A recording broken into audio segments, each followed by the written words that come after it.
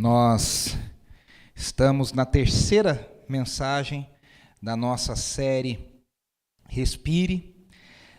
Temos caminhado até aqui refletindo em coisas bem incômodas, mas muito necessárias para nós, quando nós estamos reavaliando a nossa rotina, quando nós estamos reavaliando o nosso jeito de viver, quando a gente está reavaliando o ritmo da nossa vida e o ritmo que a gente constrói a nossa vida, o que isso diz para nós, né? A gente tem dito aqui na nossa série que a forma que a gente organiza a nossa vida diz muito sobre o que a gente acredita, né? O John Piper tem uma frase que já poderia ser muito atualizada, porque ele já falou essa frase tem uns 10, 12 anos, que ele diz que o Facebook vai estar aí para mostrar no último dia tudo aquilo que as pessoas disseram que fariam e não fizeram, ou tudo que eu não tive tempo e o Facebook está lá para mostrar que o tempo existe. Hoje tem TikTok, Instagram, WhatsApp e N coisas que estão aí para provar, que às vezes a gente fala, está corrido, a gente não tem tempo, isso e aquilo, e a vida mostra que a gente, na verdade, faltou priorizar e construir a nossa vida em torno daquilo que realmente interessa. Então, os meus hábitos, a gente tem dito, né, a minha agenda, as minhas prioridades, elas apontam para aquilo que eu amo de fato, né? Tanto que muita gente que trabalha com gestão de tempo diz que a questão não é a falta de tempo, é a questão de prioridade. Porque no fundo, quando a gente quer muito uma coisa, a gente dá um jeito. Todos nós somos assim, né? Quando a gente não faz muita questão, aí a gente fala, não deu tempo. Tudo bem, a gente corre mesmo, mas é que a gente não fez questão. A gente não correu atrás, a gente não priorizou. Então, a nossa agenda, a nossa prioridade, o nosso hábito, ele aponta para aquilo que de fato nós amamos. E eu tenho provocado vocês dizendo que às vezes a gente fala que a gente ama o Senhor, mas a nossa agenda não mostra isso. Eu amo a Deus, mas a forma como eu gasto recurso não mostra isso. Eu amo a Deus, mas a forma como eu gasto tempo com o Senhor não mostra isso, né? Então, é isso que nós temos aqui pensado e refletido. Se eu digo amar a Deus e eu digo que eu amo o reino de Deus, porque não tem como, né, amar a Deus e não amar a agenda de Deus. Eu não posso falar, eu amo a Deus, mas a agenda de Deus eu não quero. Eu tenho que amar a Deus e eu tenho que amar o que Deus ama. Se eu digo que eu amo a Deus e eu amo o que Deus ama, será que a análise das nossas agendas, dos nossos hábitos, do nosso cronograma mostra isso? Será que eu vivo como um discípulo de Jesus deveria viver? Será que eu faço o que Jesus espera que eu faça? Eu disse aqui na semana passada a história de Levi, né, que depois recebe o nome de Jesus de Mateus. E é o evangelista que escreve o Evangelho de Mateus. Ele não conhecia quase nada de Jesus, nunca tinha visto Jesus, sabia pouquíssimo ouvir falar. Jesus aparece para ele na frente dele e diz, vem e me segue. E ele largou tudo e foi atrás. E eu fico pensando se a gente é mais parecido com Levi e com os discípulos, ou se a gente é mais parecido com o jovem rico que fala, eu gostaria de te amar, Senhor, eu quero viver para o Senhor. Então vai lá, entrega tudo que você tem e vem me seguir. E a gente fala, esse preço é alto demais.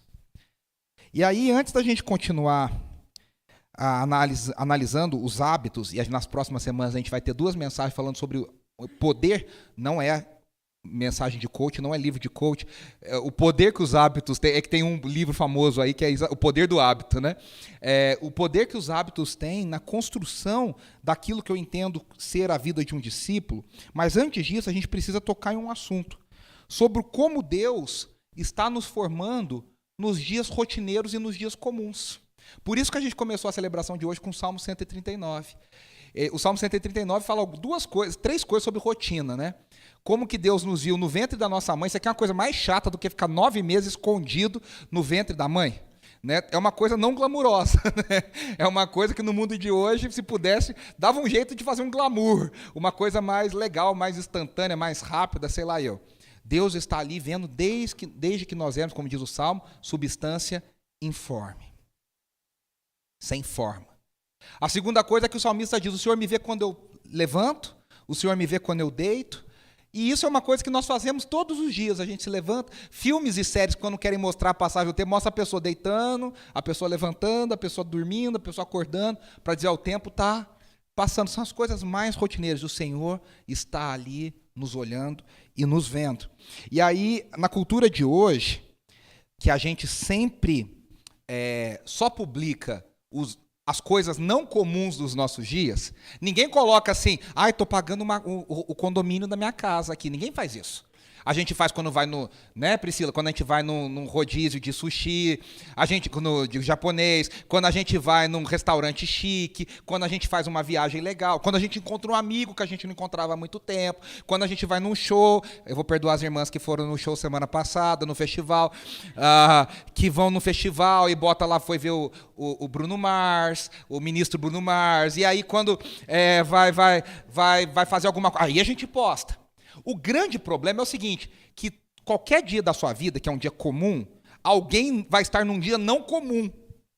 Então você está numa segunda-feira braba, tem uma pessoa que está em Paris passeando. E aí você está lá no ônibus, chacoalhando, indo embora, e você fala, puxa, fulano está lá em Paris passeando, eu estou aqui, né, sofrendo e tal. E na terça vai ter outra pessoa fazendo outra coisa legal, e você também não está fazendo algo legal. Né? Porque a gente, hoje, parece que as pessoas só vivem de eventos especiais. Mas a nossa vida continua sendo rotineira e comum. Aí a gente acha que o problema é com a gente, que a nossa vida é chata, que o nosso trabalho não presta, que a nossa vida é mais parada do que deveria. Porque a nossa cultura focaliza em mostrar que as coisas podem ser especiais, que todo dia é especial. E a grande verdade é que a maioria dos nossos dias são dias comuns, rotineiros. E o que eu quero propor para a gente pensar hoje é que há beleza na rotina. Há presença de Deus na rotina. Há formação espiritual na rotina. Deus está na rotina. Tem uma música de um querido amigo meu chamado André Costa. Ontem nasceu a 6ª filha dele. 6ª filha.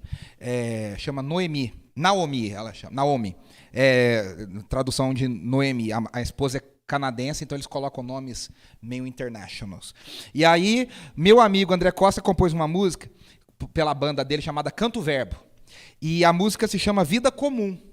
E a música dele diz assim: dentre as coisas mais impressionantes que no mundo vi, ser espelho no escuro, luz do bem a refletir.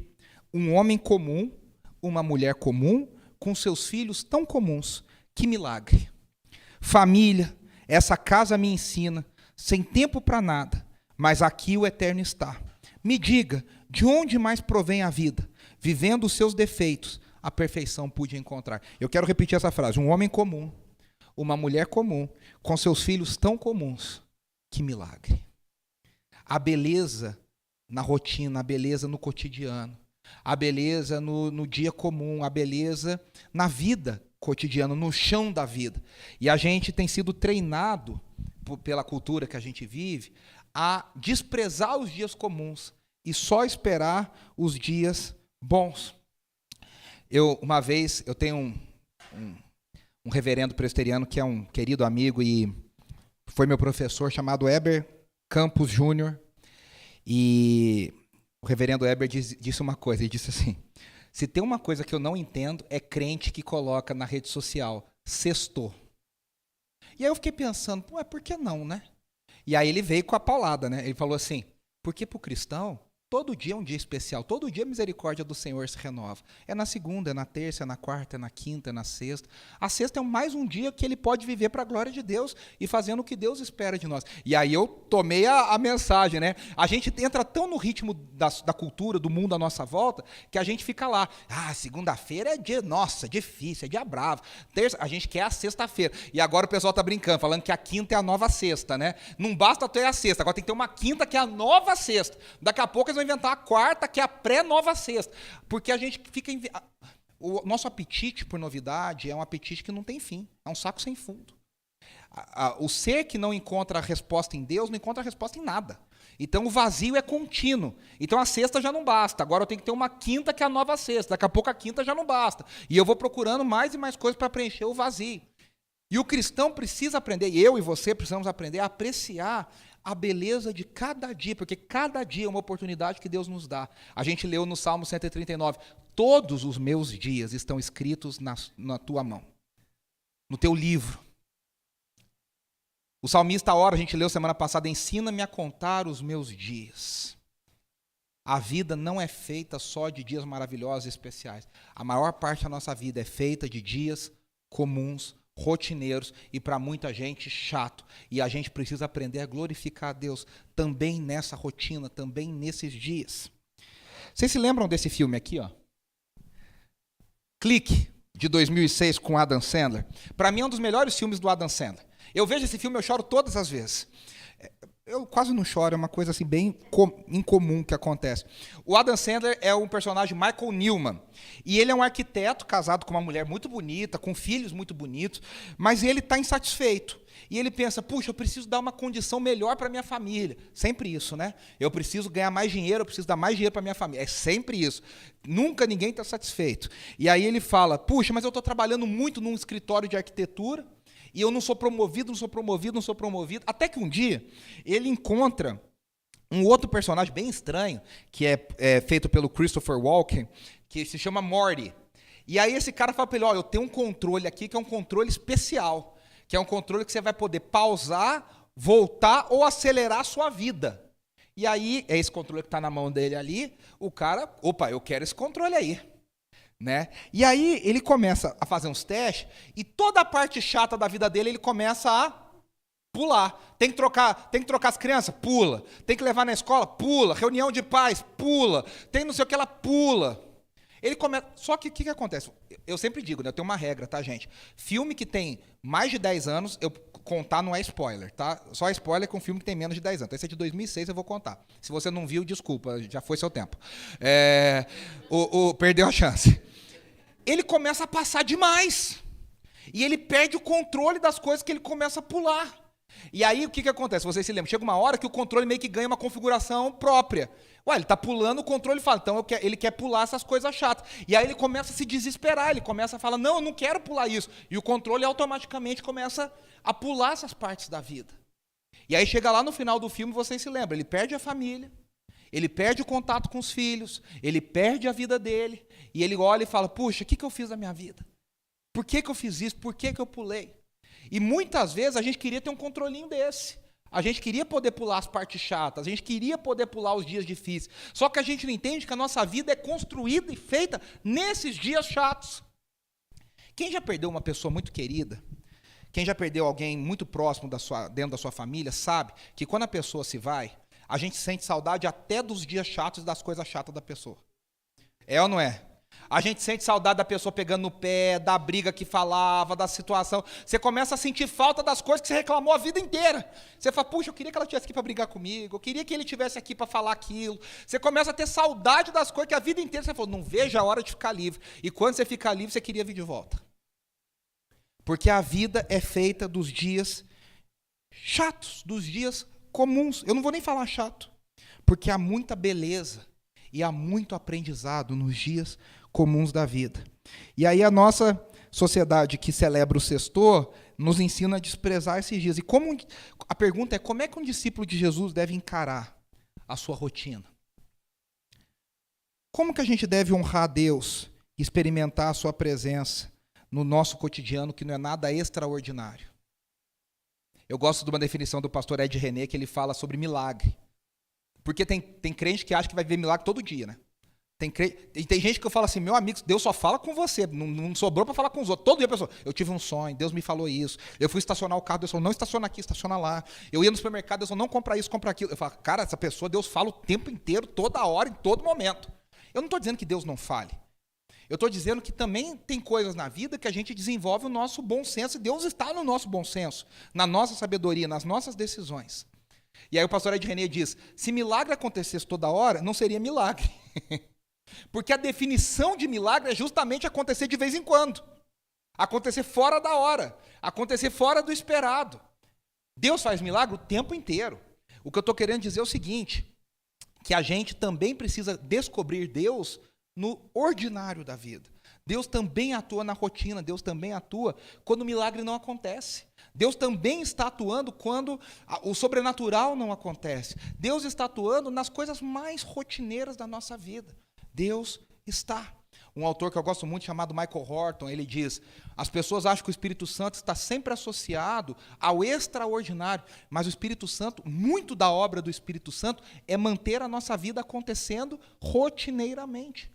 Deus está em todas as coisas. E aí eu queria que a gente lesse um texto que é um texto que passa batido, assim, aquele famoso en passant. Você está lendo a história de Jesus, você faz, esse aqui você passa assim por ele. Está lá em Lucas capítulo 2, dos versículos 41 a 52. Nós vamos ler juntos aqui.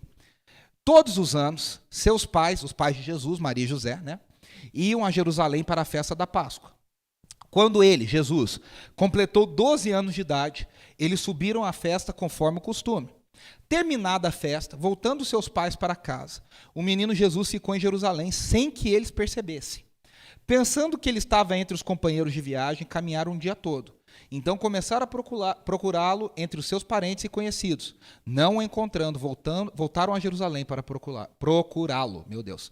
Depois de 3 dias, o encontraram no templo, sentado entre os mestres, ouvindo-os e fazendo-lhes perguntas. Todos os que o ouviam ficavam maravilhados com seu entendimento e com as suas respostas. Quando seus pais o viram, ficaram perplexos. Sua mãe lhe disse: Filho, por que você nos fez isso? Seu pai e eu estávamos aflitos à sua procura. E ele perguntou: Por que vocês estavam me procurando?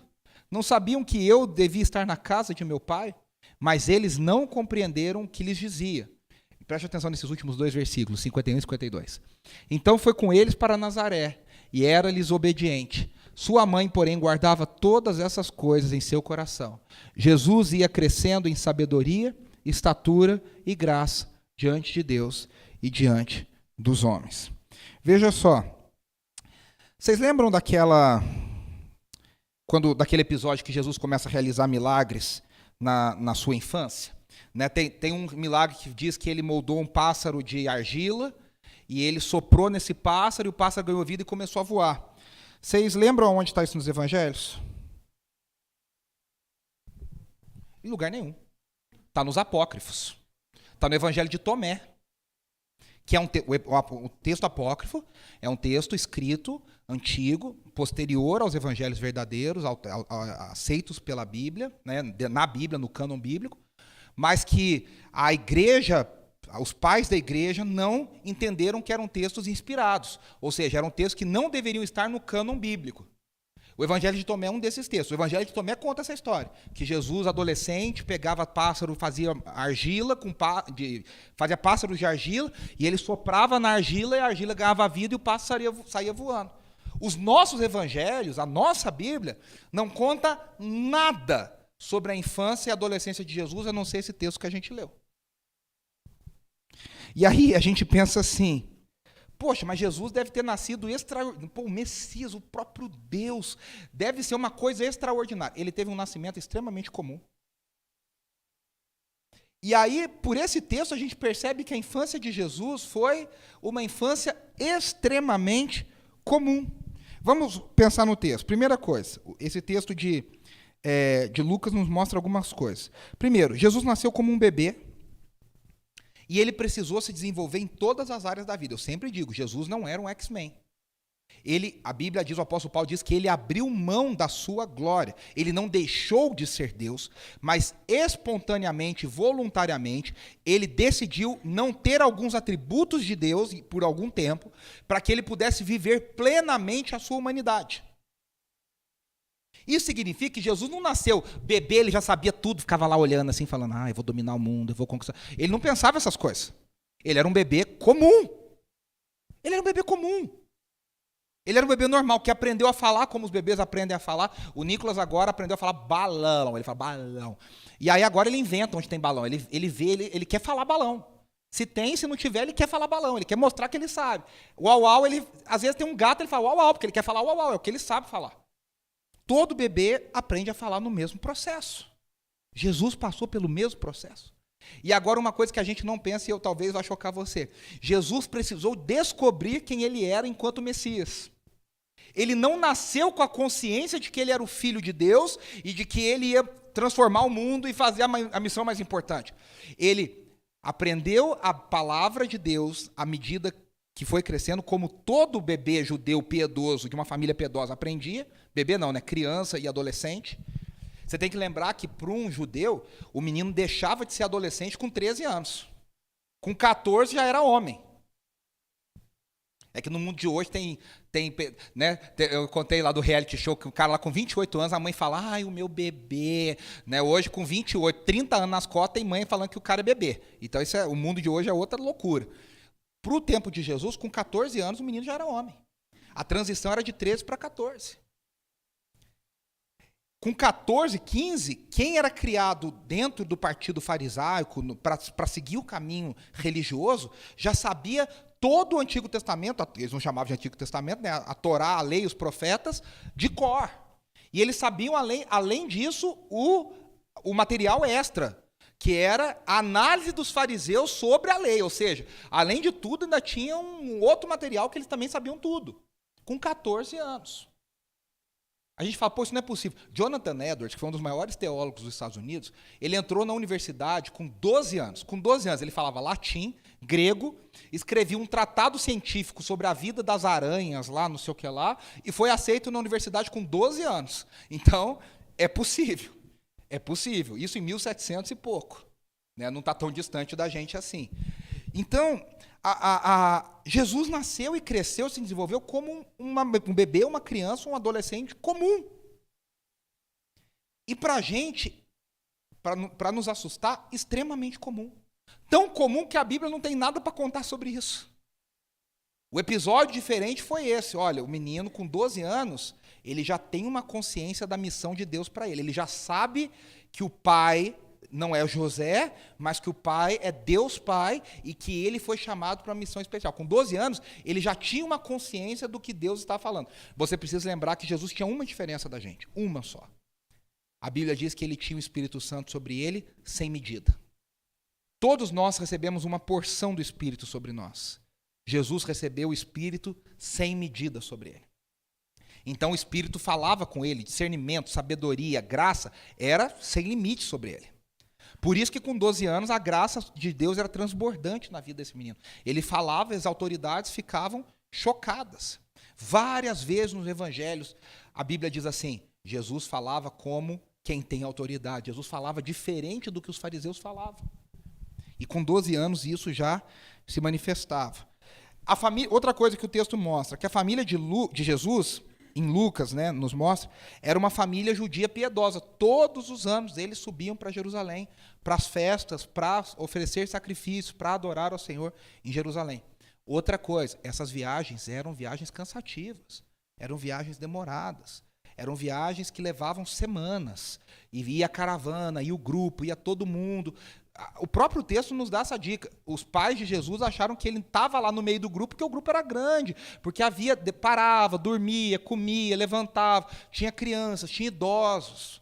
Era uma viagem a pé, alguns montados em animais, desgastante. E Jerusalém era subindo, né? É subindo até hoje. Então, da Galileia para Jerusalém é uma subida. Então, era uma viagem cansativa, né? A gente está muito mais para o burrinho do Shrek perguntando toda hora, já chegou? Já chegou? E agora? Já chegou? Já chegou? Já chegou? Né? Deus fala, vou fazer. Aí você fica, Deus, o senhor já fez? Já fez agora? E agora? O senhor já fez? Já respondeu? Já falou? Já fez? Já fez? A gente não tem paciência. Nós somos terrivelmente chatos nesse sentido. E aí Jesus, aos 12 anos, já tinha esse entendimento de quem ele era e de qual era a sua missão. Aqui eu quero ler um parágrafo que é bem legal. Um autor escreve assim, em relação a isso, nunca subestime as habilidades espirituais de uma criança. Elas têm sensibilidade para coisas espirituais que sempre devemos estar cientes e nunca ignorar. Às vezes a gente fala assim, a criança não sabe de nada, criança... Deus pode falar com as crianças, Deus pode agir no meio das crianças, Deus pode fazer grandes coisas em crianças, pré-adolescentes e adolescentes. Quer ver? Olha só, esse autor diz assim, ouvi no rádio um pastor dizer no ano passado que nunca compartilha o evangelho com uma criança até que ela tenha 12 ou 13 anos, porque, segundo ele, elas não podem entender o evangelho até então. Mas Policarpo, o discípulo de João, mártir da igreja primitiva, veio a Cristo aos 9 anos de idade. Jonathan Edwards, cuja pregação agitou toda a Nova Inglaterra, veio a Cristo aos 7 anos de idade. O conde Zinzendorf, que iniciou o movimento dos moravianos, o maior movimento missionário dos últimos séculos, assinou uma aliança com Cristo aos 4 anos, em que ele escreveu, querido Salvador, sê tu meu e eu serei teu. E ele permaneceu fiel a isso. Isaac Watts, o pai da inódia moderna, veio a Cristo aos 9 anos. Charles Spurgeon, príncipe dos pregadores, tornou-se cristão aos 12 e aos 17 já era pastor. Ele costumava pregar muito sobre crianças que vinham à fé em Cristo e costumava dizer: antes que uma criança atinja os 7, ensine tudo o que há no céu e, melhor ainda, o trabalho voará se ele aprender antes dos 5. Ele acreditava no evangelismo infantil e que as crianças podem ser usadas por Deus de maneiras grandiosas. Agora, voltando para o nosso texto, Jesus, o Messias, o Filho de Deus, veio cumprir a missão mais importante da terra e ele viveu uma vida terrivelmente comum. E é na vida comum que Lucas diz, vamos ver? Na vida comum que Jesus encontrou 3 coisas: sabedoria, estatura e graça. Jesus cresceu em sabedoria, em estatura e em graça, numa vida comum. O que eu quero dizer para você: há sabedoria de Deus na vida comum, há graça de Deus na vida comum, há crescimento de Deus na vida comum. A primeira coisa é sabedoria. Tiago, lá no capítulo 3, no versículo 3, ele diz assim, do 13, até o 17, ele diz assim: quem é sábio e tem entendimento entre vocês? Que demonstre por seu bom procedimento, mediante obras praticadas com a humildade que provém da sabedoria. Contudo, se vocês abrigam no coração inveja amarga e ambição egoísta, não se gloriem disso, nem neguem a verdade. Esse tipo de sabedoria não vem dos céus, mas é terrena, não é espiritual, mas é demoníaca. Pois onde há inveja e ambição egoísta, aí há confusão e toda espécie de males. Olha o versículo 17, Tiago 3,17. Mas a sabedoria que vem do alto é, antes de tudo, pura, depois pacífica, amável, compreensiva, cheia de misericórdia e de bons frutos, imparcial e sincera. Ele fala 8 coisas aqui: essa sabedoria do alto, essa sabedoria promove a humildade, essa sabedoria é pura, essa sabedoria é pacífica, promove a paz, essa sabedoria é compreensiva, essa sabedoria é cheia de misericórdia, cheia de bons frutos e ela é sincera. Nós vemos essa sabedoria na vida de Jesus.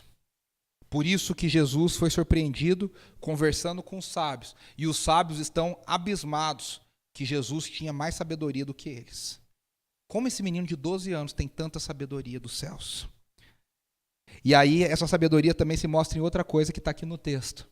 Jesus, mesmo já percebendo tudo que ia acontecer com ele, vocês prestaram atenção, ele volta para casa. Ele obedece Maria. E a Bíblia diz que ele foi obediente a José e Maria. Eu acho que se fosse qualquer um de nós, a gente ia falar assim: você sabe com quem que você está falando? Você sabe quem que está aqui? Eu vou te botar no teu lugar. Eu vou te mostrar que você devia. Quem deve mandar na casa sou eu. Vou me emancipar. Hoje está na moda, né? Adolescência emancipar. Vou me emancipar. Jesus, com a sabedoria do alto, ele surpreende os sábios e ele obedece os seus pais. Uma coisa importante que também Tiago nos ensina é que sabedoria é uma coisa que a gente ora e pede para Deus nos dar. Tiago 1,5, um texto bem conhecido das Escrituras, diz: se algum de vocês tem falta de sabedoria, peça a Deus, que a todos dá livremente, de boa vontade, e lhe será concedido. Tiago diz mais, que Deus quer dar sabedoria. Parece que a gente pede menos do que Deus quer dar. É parte da nossa vida a gente orar pedindo: Senhor, eu quero sabedoria do alto. Me derrama a sabedoria do alto. O texto do Antigo Testamento, lá de Crônicas, diz de uma forma até meio surpreendente que quando Deus disse para Salomão: me pede o que você quiser que eu te darei. A impressão que dá é que até Deus, assim, claro que Deus não se surpreendeu, mas o texto é construído de um jeito que parece que até Deus falou: puxa, que legal, porque Salomão falou: eu quero sabedoria. Ele podia pedir qualquer coisa e ele pediu sabedoria. Deus se agrada daqueles que pedem sabedoria. Essa sabedoria, meus irmãos, não é um download imediato. Não é que Deus fala assim: peraí que eu vou te dar um arquivo aqui, você faz o download e cai de uma vez. Você dorme sem saber nada, acorda no dia seguinte super sábio. Não existe isso. Por que a sabedoria tem a ver com a vida comum? Porque a sabedoria é construída no chão da vida comum. Quando a gente vai andando com Deus dia após dia, dia após dia, a ideia é que a gente vá crescendo em sabedoria. Vá crescendo em sabedoria. Então essa é a primeira coisa. Na vida comum, para quem anda com Deus, há sabedoria. Se a gente souber aproveitar os dias maus e os dias bons e os dias comuns, a gente vai construindo em nós um coração sábio. E a coisa mais legal do mundo, eu não sei você, é conversar com alguém sábio. É se aconselhar com alguém sábio, é ter um conselho de alguém sábio. Quando você percebe que há equilíbrio, que há tudo isso que a gente falou, a pessoa promove a paz, o conselho promove o crescimento, você vê humildade, pureza. A gente tem que pedir para o Senhor sabedoria. O mundo que a gente vive é um mundo muito complicado. E a gente precisa pedir sabedoria para os dias comuns. A segunda palavra é estatura, que Lucas usa aqui tanto para o crescimento físico quanto na maturidade. A mesma coisa, crescimento não é instantâneo. Nem o físico, nem o de maturidade. Ninguém dorme com 1,40 m e acorda com 1,90 m. Crescimento é algo que vai acontecendo todos os dias, é paulatinamente que a gente vai crescendo. Qualquer coisa que cresce muito rápido não é saudável. Os vegetais estão aí para mostrar para a gente. Quando o vegetal cresce muito é porque tem muito tóxico. Tem muito agrotóxico. Tanto que você, quando compra coisa orgânica, geralmente eles são bem menores do que os que a gente está acostumado a comprar. Tudo que tem academia, o cara quer crescer, quer ficar bombado rapidamente. O que ele faz? Toma bomba. O que acontece com a saúde da pessoa? Destruída, vai para o saco. Tudo que é crescimento instantâneo, tudo que turbina o crescimento não é saudável. Na vida espiritual é a mesma coisa. Tem gente aí que vende curso no Instagram que fala: venha estudar aqui, seja um homem de Deus em 30 dias. É impossível.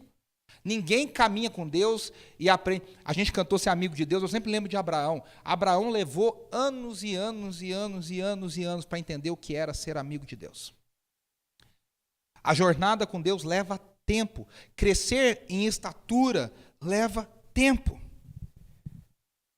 A terceira coisa que está aqui na vida comum de Jesus é que ele cresceu em graça. Graça é uma palavra no grego que se chama charis. E é um conceito muito importante na teologia cristã.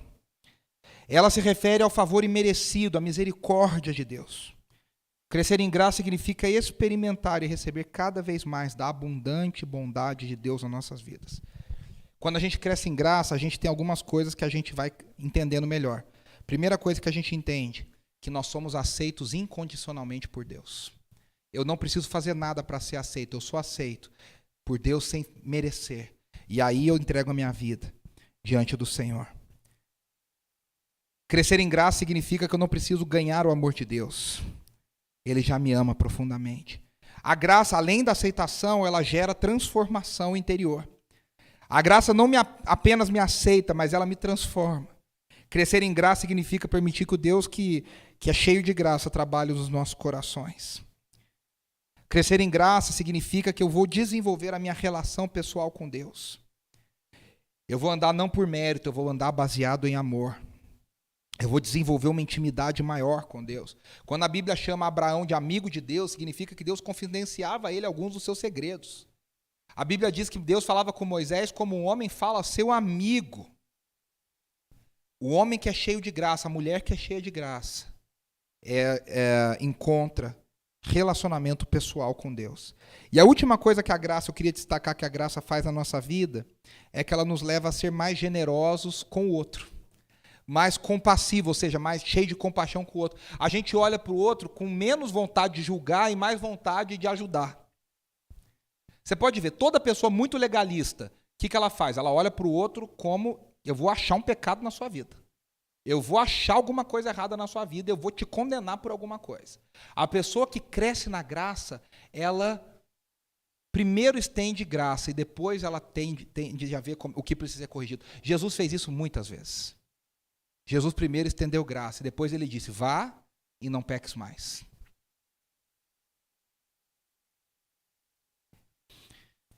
E aí, para a gente caminhar para a parte final, eu queria só falar sobre o tema o título da nossa mensagem, Liturgia do Ordinário, encontrando Deus na vida cotidiana, e aplicar esse texto que a gente acabou de refletir e lembrar algumas coisas que a gente já falou e como é que tudo isso se amarra. O James Smith, no seu livro Desejando o Reino, que eu tenho citado aqui, ensina que todos os hábitos da nossa vida funcionam e espelham liturgias que forma o nosso coração. Preste atenção. O que ele está dizendo é que tudo na nossa vida é adoração. Tudo na nossa vida é adoração. E tudo que a gente faz forma o nosso coração para ser um tipo de adorador. Ou de Deus, ou de outras coisas que não a Deus. E aí, porque a gente fala assim, não, adorar a Deus é levantar a mão, é fechar os olhos, é cantar, é ouvir a pregação. Ele diz, não. Existem as liturgias cristãs, mas existem o que ele chama de liturgias seculares, que são coisas que a gente faz que nos transformam no tipo de pessoa que nós nos tornamos. Sabe pessoas que trabalham com movimentos repetitivos nas fábricas e tal? Essas pessoas, elas desenvolvem problemas físicos pelos movimentos repetitivos, ou seja, os movimentos transformam o nosso corpo. Há estudos de pessoas que foram submetidas por gerações a determinadas situações de trabalho e essas situações de trabalho causaram mudanças genéticas nas pessoas.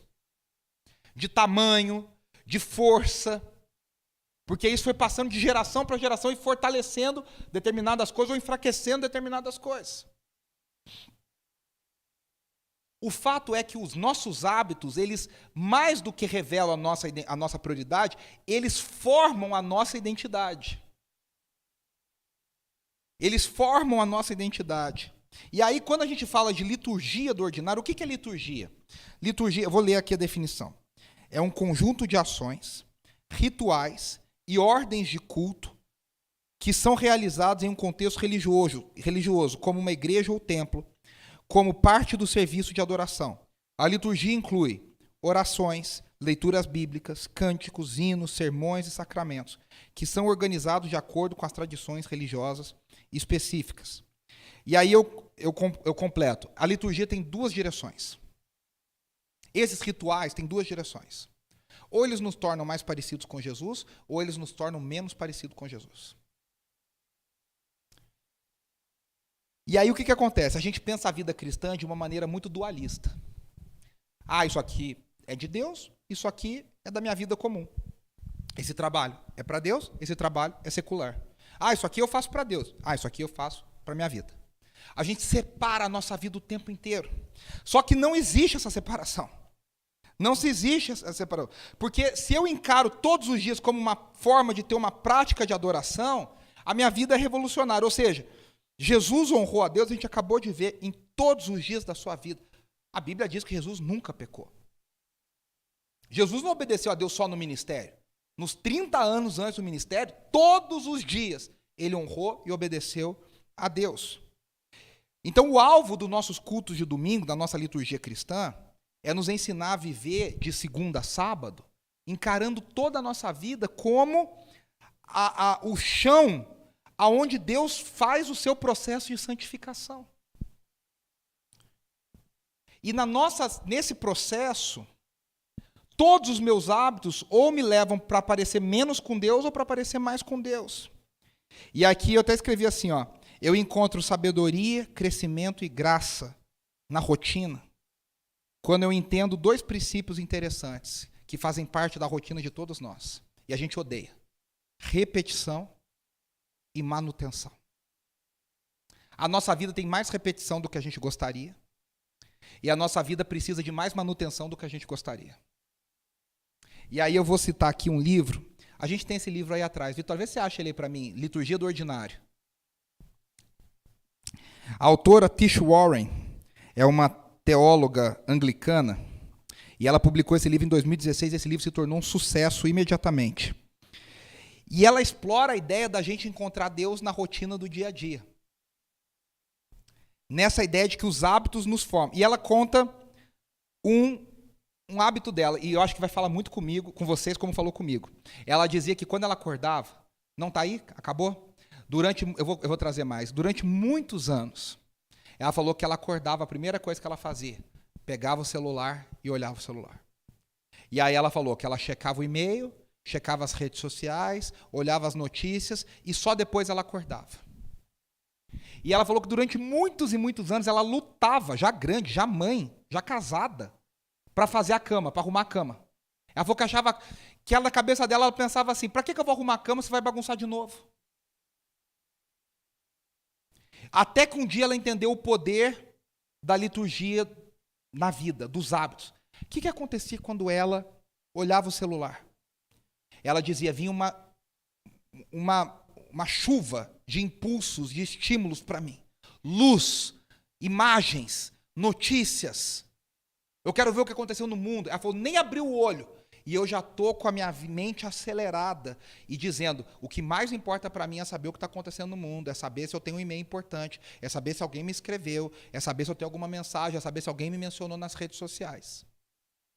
E ela falou que Deus falou muito com ela, e a partir daquele momento ela tomou uma decisão.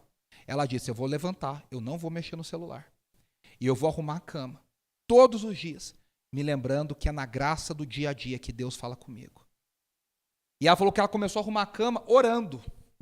E ela começou a arrumar a cama fazendo daquilo um hábito de transformação para ela. E ela disse, só depois eu ia lá e mexia no meu celular. Percebe que tudo na nossa vida diz algo sobre nós? E diz algo sobre a nossa vida com Deus? Qual hábito você e eu temos que a gente precisa falar? Isso aqui está mostrando que eu não confio em Deus totalmente, eu não coloco em Deus a minha prioridade. E qual hábito que a gente acha que a gente é chato, que é complicado, que a gente pode começar a encontrar Deus nessa rotina? Talvez você faça um trajeto, todos os dias no trânsito, você pensa, pô, esse trânsito todo dia é complicado. Você vai começar a encontrar Deus nesse trajeto. Talvez você tenha que fazer algo na sua casa, sei lá, tem gente que gosta de lavar a louça, mas não gosta de lavar roupa. Tem gente que gosta de lavar roupa, mas não gosta de lavar a louça. Tem gente que gosta de arrumar a cama, mas não gosta de limpar o banheiro. Tem gente que limpa o banheiro, mas não gosta... Cada um de nós tem os seus atos. Tem gente que não gosta de fazer nada, aí só oração e jejum. Mas onde a gente pode encontrar Deus? Nessa rotina.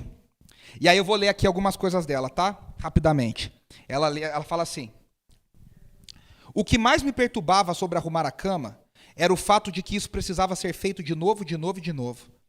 Mas isso reflete, preste atenção, isso reflete o próprio ritmo da nossa fé. Os nossos corações e os nossos amores são moldados pelo que fazemos de novo, de novo, de novo e de novo e de novo. No domingo, nos nossos cultos, aprendemos juntos a passar pela repetição e pelo previsível. Aprendemos os ritmos repetitivos e lentos de uma vida de fé. O meu ritual de arrumar a cama acabou continuando por anos e agora já faz parte de mim, me ensina a desacelerar, a entrar corajosamente numa manhã chata de terça, a abraçar a vida diária, crendo que nesses pequenos momentos Deus nos encontra e traz sentido para o nosso dia comum. Nós não somos como Sísifo, que até foi falado no nosso Instagram, o Vinícius escreveu lá. Amaldiçoado pelos deuses a uma vida sem sentido, repetindo a mesma tarefa sem sentido, por toda a eternidade. Pelo contrário, esses pedacinhos dos nossos dias são profundamente significativos, porque são eles que são o lugar da nossa adoração. O cerne da nossa formação como discípulo de Jesus está na monotonia das nossas rotinas diárias. Numa cultura que anseia pelo grandioso, pelo divertido, pelo dramático e pelo eletrizante, cultivar uma vida com espaço para o silêncio e para a repetição é necessário para sustentar uma vida de fé. A repetição, quando encarada pelos olhos da fé, ela não é chata, ela é necessária. A gente só aprende as coisas repetindo, repetindo, repetindo, repetindo, repetindo. Aí ela diz assim, o nosso vício em estímulos, impulsos e entretenimento nos esvazia e nos torna chatos, incapazes de abraçar as maravilhas ordinárias da vida em Cristo. Por isso, meus irmãos, que cada vez mais a gente tem menos capacidade de concentração. Algumas igrejas estão falando, a gente tem que pregar menos para as pessoas perderem a concentração. Daqui a pouco, a gente vai falar assim, irmão, Deus abençoe, tchau, vai embora, não tem mais concentração. Professores estão discutindo, antigamente falavam, 50 minutos é o tempo que uma pessoa consegue concentrar, por isso que a aula dura 50 minutos. Aí agora já está falando, olha, acho que 50 já está muito, acho que uns 40, hein? Daqui a pouco 30, porque a nossa cultura é impulsos rápidos. A nossa fé precisa de tempo, de concentração. E a última coisa que eu falei, e eu quero encerrar com isso, é a manutenção. Eu falei da repetição e você vê, Jesus ia todo ano para Jerusalém. Ele ia toda semana para a sinagoga. Repetia, repetia, repetia, repetia, até decorar a lei. Só quero ler mais uma frase da T. Warren antes de eu passar para o último ponto. Ela diz assim, o tipo de vida espiritual E as disciplinas necessárias para sustentar a vida cristã são silenciosas, repetitivas e ordinárias. O que eu disse depois, e aqui é o último aspecto, é a manutenção. E aqui é uma coisa que irrita. As coisas estragam, as coisas precisam ser cuidadas, as coisas precisam ser mantidas. Eu não sei você, eu tenho horror de manutenção das coisas. Eu fico louco quando as coisas estragam. Mas o nosso mundo é assim, o pecado fez isso, as coisas estragam, as coisas acabam, e as coisas têm uma vida útil determinada. E aí, o que acontece? A gente está falando que Jesus cresceu em sabedoria, estatura e em graça, mas ele não cresceu num espírito flutuante, ele tinha um corpo. O corpo de Jesus também precisava de manutenção. Jesus, é quase que ridículo a gente ler na perspectiva da cultura de hoje, que Jesus tinha que dormir. Como assim, cara? Como é que ele era o Messias? Jesus tinha que comer. Jesus se cansava. Jesus chorava. Jesus era alguém como eu e você. Cristo viveu um corpo como eu e você. A T. Warren escreve assim: ele dormia, ele comia, ele se arrumava, ele tirava a soneca, ele sujava os pés, ele lavava os pés, ele gostava de jantar. E aqui é uma coisa importante. A gente acredita num Deus que não despreza o corpo, mas ele nos fez com um corpo. O que eu estou querendo dizer com isso? A gente escova os dentes todos os dias. A gente toma banho, deveria, todos os dias. A gente tem que comer bem. Renato, você precisa comer bem. Todos os dias para manter uma boa saúde. A gente tem que tomar vitamina disso, vitamina daquilo, tomar sol. Todos os dias para manter o nosso corpo. Porque os nossos corpos são finitos. E às vezes a gente fica com raiva desse processo de envelhecimento. O mundo de hoje quer reduzir o envelhecimento. E a gente precisa abraçar o envelhecimento e dizer: Deus também se encontra na sabedoria dos dias. Enquanto a gente envelhece, os nossos corpos vão mudando. O nosso ritmo não é mais o mesmo, o nosso biotipo não é mais o mesmo, o seu metabolismo já não é mais o mesmo. A gente encontra sabedoria, estatura e graça na repetição e na manutenção da vida. O desafio para mim e para você é abraçar os dias comuns. O desafio para nós é entender que Deus está conosco nos momentos chatos que a gente acha da nossa vida. No arrumar a cama, no escovar o dente, no lavar a louça, no levar o cachorrinho para passear, no sentar com seu filho para fazer dever de casa, trocar a fralda do seu filho, cuidar do neto, no trânsito, no balanço da empresa, nas coisas mais chatas. Deus está conosco e Deus está nos formando em pessoas que podem aprender a ser discípulos melhores de Jesus. Vamos orar? Senhor, nós te agradecemos porque o Senhor Jesus veio e mostrou para nós totalmente o que significa ser humano. Obrigado porque Ele nos mostrou o que significa a obediência, a paciência, a espera e a beleza dos dias comuns da vida, que como Ele, nós possamos crescer em estatura, nós possamos crescer em maturidade, nós possamos crescer em sabedoria, nós possamos crescer em graça diante do Senhor. Nós, como tua igreja, pedimos ao Senhor: derrama a tua graça sobre nós. Derrama, Senhor, da tua sabedoria sobre nós. Nós queremos da tua sabedoria para viver os dias difíceis que nós temos pela frente. Nós queremos sabedoria do Senhor para sermos discípulos de Jesus, que espalham compaixão, amor e graça para as pessoas à nossa volta. Que a gente aprenda a valorizar as pequenas coisas da nossa vida e a gente possa aprender que o Senhor está em todas elas e todas elas servem para a tua glória e para o teu louvor nas nossas vidas. Ajuda-nos, Senhor, a entendermos que a tua graça se manifesta nas pequenas coisas da nossa rotina e que todas as coisas nos formam para sermos pessoas mais parecidas contigo ou menos parecidas contigo. Que o Senhor nos ajude a termos hábitos que nos tornam em pessoas mais parecidas com Jesus. Essa é a nossa oração, no nome dele. Amém